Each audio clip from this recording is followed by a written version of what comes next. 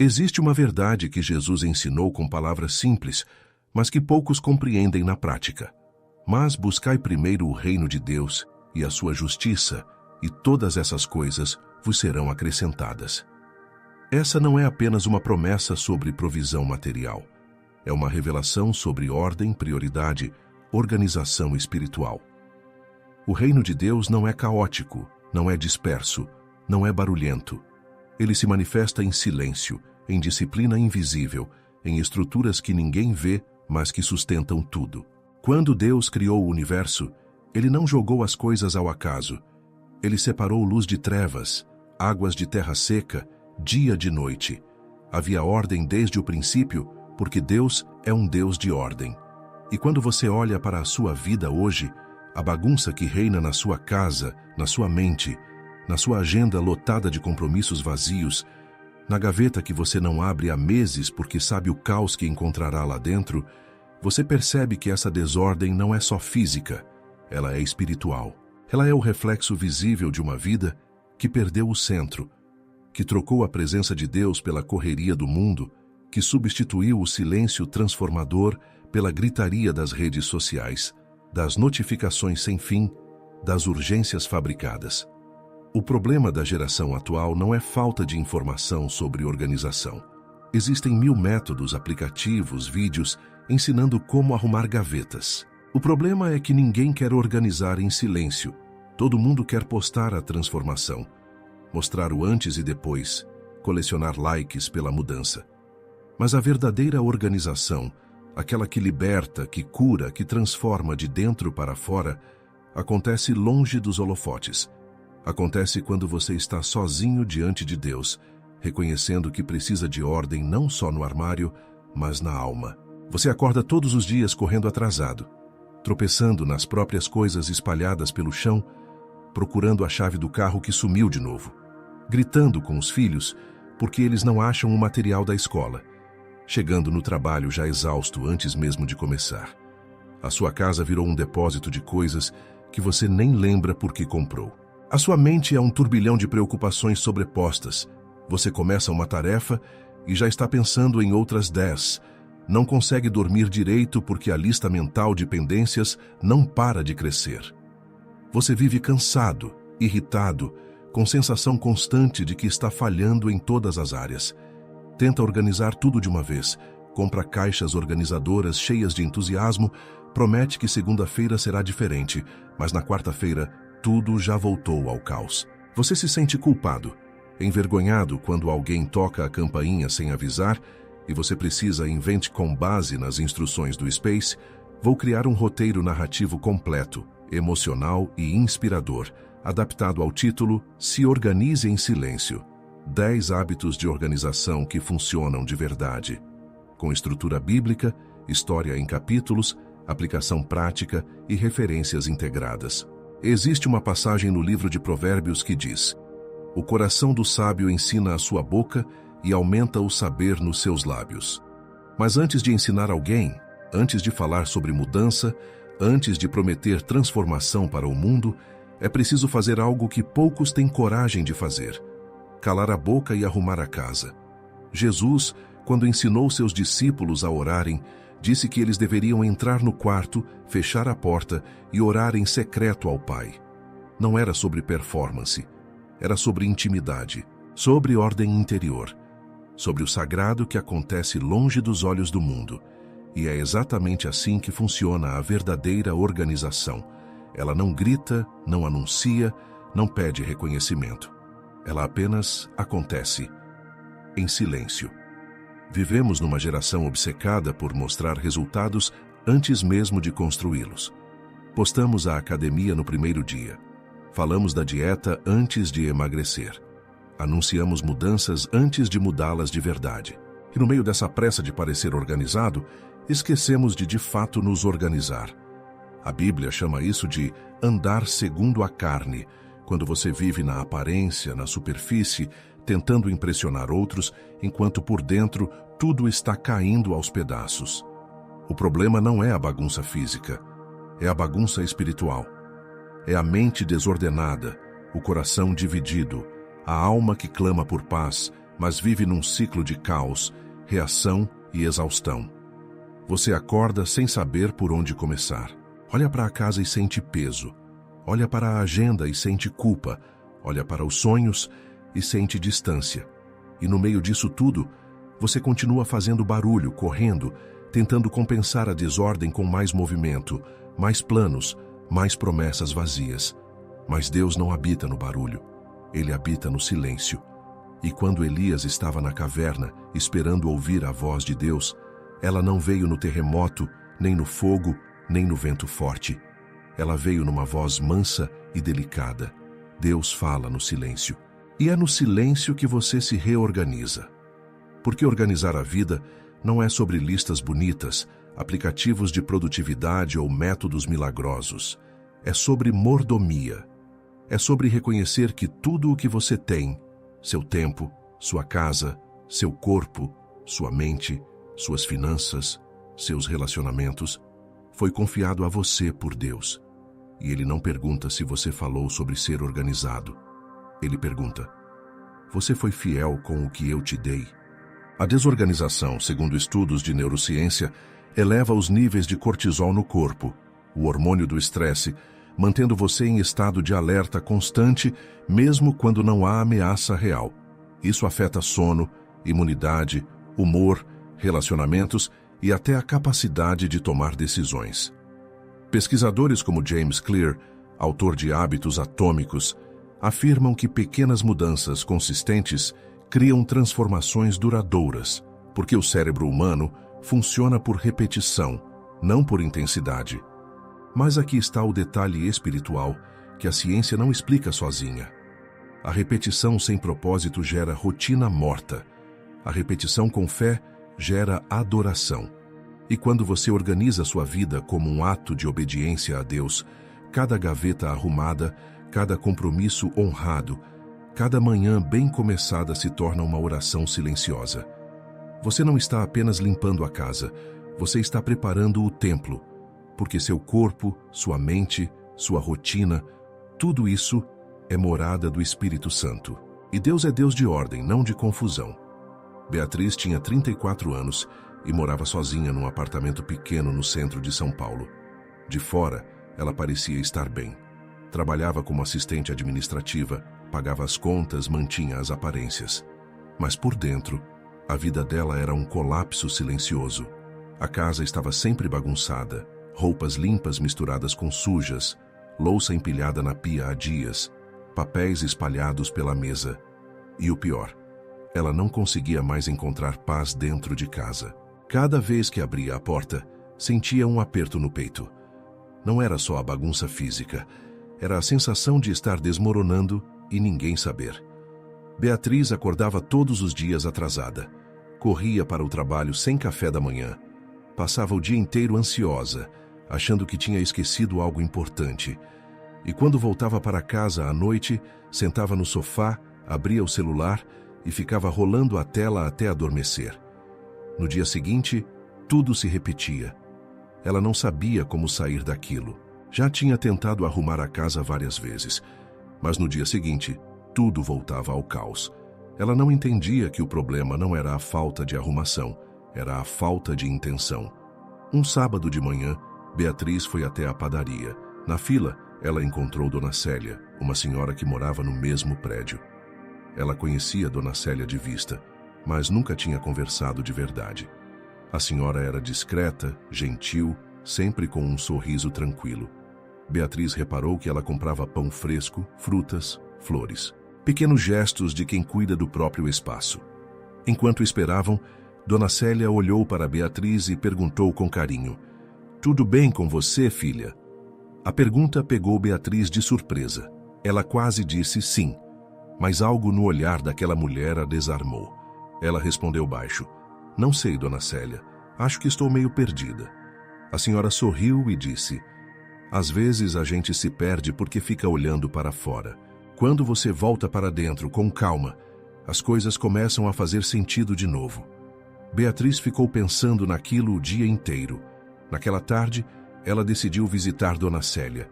Quando entrou no apartamento da senhora, ficou impressionada. Não era luxo, era paz. Tudo tinha um lugar. A mesa estava limpa. Havia um vaso de flores na sala. A Bíblia estava aberta na mesinha de centro, ao lado de um caderno e uma caneta. Dona Célia ofereceu chá e disse: "Eu não sempre fui assim. Houve um tempo em que eu vivia no caos, mas Deus me ensinou que ordem é adoração, que cuidar do que Ele me deu é honrá-lo." Beatriz sentiu algo se mover dentro dela. Nos dias seguintes, Beatriz tentou imitar Dona Célia. Comprou flores, arrumou a sala, lavou a louça. Mas na semana seguinte, tudo voltou ao normal. Ela ficou frustrada. Achou que não tinha disciplina, que era fraca, que não conseguia mudar. Numa quinta-feira, ela perdeu um prazo importante no trabalho porque não encontrou um documento. Seu chefe a chamou para conversar. Ela pediu desculpas, mas sabia que aquilo estava se tornando um padrão. Quando voltou para casa, ela sentou no chão da sala e chorou. Ela olhou ao redor e percebeu: a bagunça não era o problema, era o sintoma. O problema era que ela estava vivendo no piloto automático, reagindo sem nunca parar para respirar, para pensar, para orar. Ela pegou o celular e mandou mensagem para Dona Célia: "Eu tentei, não consegui." A resposta veio rápida: "Vem aqui amanhã de manhã, vamos tomar café juntas." Na manhã seguinte, Beatriz acordou cedo pela primeira vez em meses. Dona Célia a recebeu com carinho e disse: "Você sabe por que você não consegue se organizar? Porque você está tentando fazer isso sozinha, sem Deus, sem descanso, sem propósito." Ela abriu a Bíblia e leu: "Tudo tem o seu tempo determinado, e há tempo para todo propósito debaixo do céu." Eclesiastes 3:1. Depois ela disse: "Beatriz, organização não é sobre ser perfeita. É sobre ser fiel. É sobre acordar e dizer: Senhor, o que o Senhor quer que eu faça hoje? E então fazer aquilo com amor, sem pressa, em silêncio." Beatriz sentiu algo quebrar dentro dela. Ela perguntou: "Mas por onde eu começo?" Dona Célia sorriu e disse: "Pelo começo. Amanhã você acorda, ajoelha e entrega o dia a Deus. Depois você arruma a cama. Só isso. Não pensa na casa toda, só a cama. E você faz isso como se estivesse arrumando o altar do Senhor." Beatriz voltou para casa e fez exatamente isso. No dia seguinte, acordou, orou e arrumou a cama. Nada mais, parecia pequeno. Mas pela primeira vez ela sentiu que tinha feito algo com intenção. Na semana seguinte, ela adicionou mais uma coisa: lavar a louça antes de dormir. Não porque alguém estava vendo, mas porque ela estava construindo algo maior. Uma vida de ordem, em silêncio, diante de Deus. Com o tempo, Beatriz começou a aplicar o mesmo princípio em outras áreas. Ela separava 15 minutos toda manhã para planejar o dia. Guardava as coisas no lugar depois de usar. Tirava 10 minutos à noite para preparar a roupa do dia seguinte. Pequenas ações, mas cada uma delas feita com fé. E algo mudou. Não foi instantâneo, mas foi real. Ela começou a dormir melhor, a acordar com mais disposição, a sentir menos ansiedade. Seus colegas de trabalho perceberam que ela estava mais presente, mais focada. Ela não falou para ninguém o que estava fazendo. Não postou nas redes sociais. Não anunciou mudança. Ela só mudou. Em silêncio. 3 meses depois, Beatriz recebeu uma promoção no trabalho. Ela ficou surpresa. O chefe disse: "Você mudou. Não sei o que aconteceu, mas você está diferente, mais confiável." Naquela noite, Beatriz voltou para casa, se ajoelhou e agradeceu. Ela não tinha virado influencer de organização, não tinha dado palestras, não tinha escrito livro, mas ela tinha feito algo muito maior. Tinha honrado a Deus com a mordomia da própria vida. E Deus, que vê em secreto, a recompensou. A Bíblia diz em Colossenses 3:23: "Tudo o que fizerem, façam de todo o coração, como para o Senhor e não para os homens." Esse versículo muda tudo quando você aplica a organização, porque, de repente, arrumar a casa não é mais sobre impressionar visitas, é sobre adorar a Deus. Lavar a louça não é mais sobre obrigação, é sobre mordomia. Planejar o dia não é mais sobre produtividade, é sobre fidelidade. Jesus disse: Quem é fiel no pouco, também é fiel no muito. Lucas 16:10. E a organização é exatamente isso, fidelidade no pouco. Você não precisa reorganizar a vida inteira de uma vez. Você precisa ser fiel com uma gaveta, com um compromisso, com uma manhã. E Deus constrói o resto. O apóstolo Paulo escreveu aos Coríntios: porque Deus não é Deus de confusão, mas de paz. 1 Coríntios 14:33. Isso significa que quando sua vida está em caos, você não está refletindo a natureza de Deus. Mas quando você coloca a ordem, quando você cuida do que Ele te deu, quando você honra o tempo, o espaço, os recursos, você está refletindo o caráter do Criador. E tem mais. Organização é um ato profético. É dizer ao mundo que você confia em Deus, que você não precisa viver no desespero, que você não é controlado pelo caos, que você tem um Pai que sustenta todas as coisas e que te ensinou a viver com sabedoria. Estudos em neurociência mostram que ambientes organizados reduzem a sobrecarga sensorial do cérebro, permitindo maior foco e clareza mental. Joseph Ferrari, professor de psicologia da Universidade DePaul, afirma que quase todos os problemas de saúde mental decorrentes da desorganização podem ser melhorados com organização, aumentando a produtividade e a qualidade de vida. Wendy Wood, especialista em hábitos, destaca que o ambiente é um dos fatores mais poderosos para moldar comportamentos automáticos e consistentes. James Clear, em Hábitos Atômicos, ensina que a repetição de pequenos comportamentos consistentes é o que forma hábitos duradouros. Marie Kondo, em A Mágica da Arrumação, fala sobre manter apenas o que traz alegria, eliminando o excesso. Napoleon Hill, em Pense e Enriqueça, mostra que a mente organizada é capaz de atrair oportunidades porque está preparada para reconhecê-las. Hal Elrod, em O Milagre da Manhã, defende que a forma como você começa o dia determina como você vive o dia e que rotinas matinais organizadas mudam vidas. Todos esses princípios se conectam com a sabedoria bíblica. Deus criou o mundo com ordem, separou luz de trevas, dia de noite, terra de água, e viu que tudo era bom. Ele nos chama para refletir essa ordem em nossas vidas. Então, como você vive isso hoje? Como você transforma a organização em adoração? Primeiro, você entende que organização não é estética, é espiritual. Não é sobre casa de revista, é sobre mordomia do que Deus te confiou.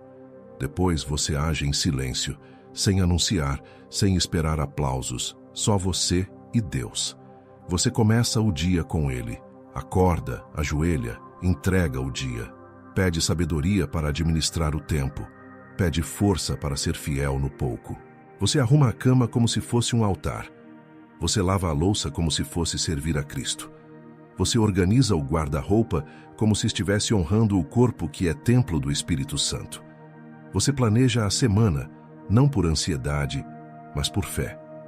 Porque você confia que Deus te deu tudo o que você precisa para cumprir o propósito que Ele tem para você.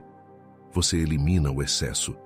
Não só objetos, mas compromissos, relacionamentos tóxicos, distrações.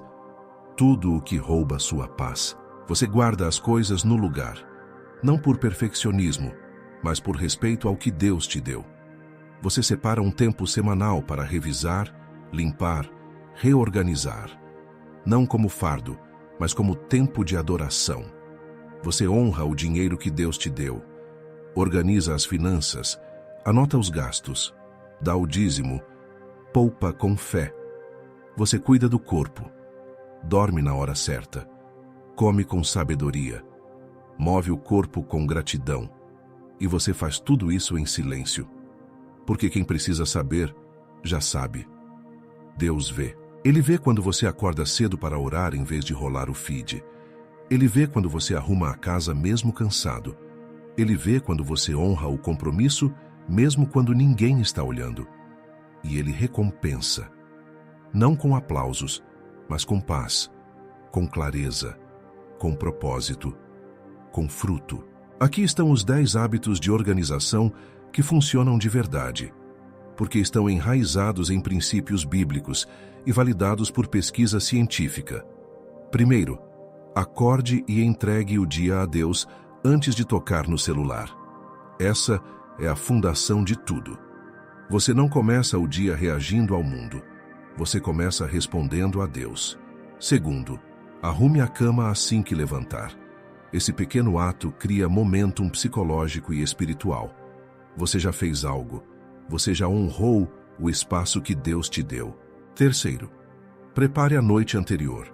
Roupa, marmita, bolsa, materiais. Isso elimina decisões desnecessárias pela manhã e libera energia mental para o que importa. Quarto, limpe enquanto usa. Lave a louça depois de comer. Guarde a roupa depois de trocar. Não deixe para depois. Mordomia é contínua. Quinto, tenha um lugar fixo para cada coisa. Chave, carteira, documentos. Quando tudo tem lugar, você não perde tempo procurando. Você ganha paz. Sexto, elimine o excesso. Doe o que você não usa. Jogue fora o que está quebrado. Desapegue do que não tem propósito. Ter menos é ter mais clareza. Sétimo, planeje a semana no domingo à noite. Olhe os compromissos. Ore sobre eles. Ajuste se necessário. Você não está à mercê da agenda. Você está administrando com sabedoria. Oitavo, reserve 15 minutos no fim do dia para revisar. O que você fez? O que ficou pendente? O que você aprendeu? Isso cria consciência e melhora a fidelidade. Nono, guarde um dia para limpeza profunda. Não precisa ser perfeito, mas precisa ser intencional. Sábado ou domingo, dedique algumas horas para cuidar do espaço físico como ato de adoração. Décimo, faça tudo em silêncio. Não conte para ninguém. Não poste. Não busque validação. Apenas seja fiel. Deus vê, e Ele recompensa. Pai, eu reconheço que tudo o que tenho vem de Ti. Meu tempo, minha casa, meu corpo, minha mente, tudo é Teu. Perdoa-me por ter vivido no caos, por ter desperdiçado o que Tu me confiaste. Hoje eu escolho honrar-Te com a forma como cuido do que Tu me deste. Ensina-me a ser fiel no pouco. Ensina-me a organizar minha vida como um ato de adoração. Que eu não busque aplausos, mas apenas agradar-Te. Que eu viva em ordem, em paz, em silêncio diante de Ti. Em nome de Jesus. Amém. E se você quer se aprofundar ainda mais nesses princípios de transformação silenciosa e mordomia fiel, eu recomendo fortemente que você conheça O Poder do Hábito, de Charles Duhigg, e Hábitos Atômicos, de James Clear.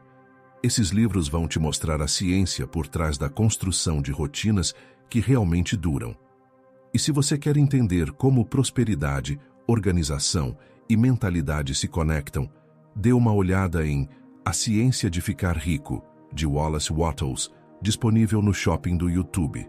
Esses recursos são ferramentas poderosas para quem quer evoluir com ação em silêncio diante de Deus,